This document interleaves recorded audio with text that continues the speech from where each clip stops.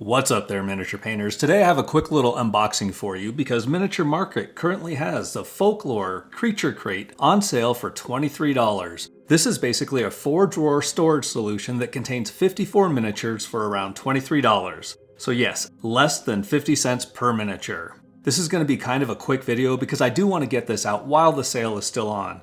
And while I don't have the Folklore Creature Crate in front of me at the moment, I do have some Folklore The Affliction miniatures that I can unbox for you and give you my thoughts on the quality of this product. Welcome to Treehane Miniatures. And like I said, this is a 4-drawer crate, which is more of a storage solution than a full box of miniatures. However, 2 of the drawers do contain the 54 miniatures, and the other 2 drawers in the crate can be used for additional storage. So basically, one of the 4 drawers contains 41 plastic miniatures, and one of the drawers contains another 13 miniatures, for a total of 54. So what I do have in front of me is this Folklore The Affliction Terrain Miniatures pack. I purchased 2 copies of this package so that I could use it as proxy terrain, which you know I love to do. So let's get into this little package here and I'll tell you my thoughts on the miniatures. And I imagine that the miniatures in this package are going to be on par with the quality of the miniatures found in the Creature Crate.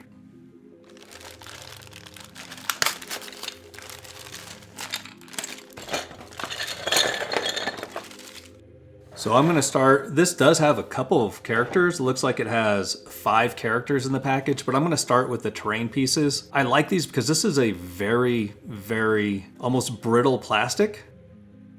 So very sharp, very well defined. However, what I notice about this terrain is that this feels like very much an 1980s style sculpture. So in other words, there's not a lot of texture and not a lot of detail. However, what is there is very crisp and very sharp. And this is the gray plastic. There are 2 different types of plastic here.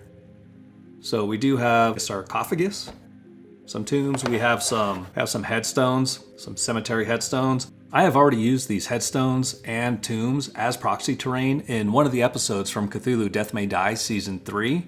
It was an episode where basically you interrupt the ritual by avoiding including any spoilers in this video. Little joke. Not very funny. So what I'm getting from the gray plastic, now these are not the exact components that are going to be in the Creature Crate, but it is indicative of the quality. So there's a little mold line right there. But these are very hard plastic on this gray plastic. And maybe you can see what I'm talking about here with the quality of the sculpt on these doors. Not necessarily the quality of the mold, but the quality of the sculpt just looks very generic. You can see there are some unintentional texture points on this model, a few intentional ones, and the mold line. But the quality of the plastic on these gray components feels quite nice. However, the sculpts are a little lacking, especially if you compare these doors to the Bardsung terrain doors that I recently unboxed. It's night and day as far as the creative sculpture work, or sculpting work. I'll show you one more, a little portcullis. And next we have a different type of plastic here. Now these guys here, these are scarecrows, and I am going to paint these guys up for Season 4. There's an episode in Season 4 of Cthulhu Death May Die that uses scarecrow markers. So I'm going to paint these guys up and use them instead of the scarecrow markers. Another thing that I understand, I was reading some of the reviews for the Creature Crate, and it sounds like that the missing components that are to be stored in that box are pretty hard to come by now. So you would be looking to store other items in those extra 2 drawers there. The one thing that I did notice, there are 2 things I noticed. Also, in reading the reviews, they said that the miniatures were quite large. Like some people said 32 millimeter scale. But if these scarecrows are any indication, I think they're a bit larger than that. If I just compare it to a Zombicide miniature, you can see the difference in size there. It's pretty substantial. That model on the right is a Zombicide. Just a typical standard Zombicide miniature. And that's assuming that the scarecrow is a human-sized scarecrow in the game and not an oversized scarecrow. Also with this green plastic, it is completely different than the gray plastic. It is fully bendable, which makes me think you're going to want to use a brush-on primer with this. I think a rattle can primer would probably turn sticky on these guys. But I'm going to test it. I'm going to test it out when I paint it up for Cthulhu Death May Die, and I will use both methods and see which one works better.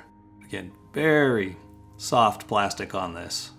And so even looking at the photos that accompany the creature crate, you can see that many are this green plastic. Many of the miniatures are this green plastic, and some are the gray plastic. So you will get a mix of these two plastics here.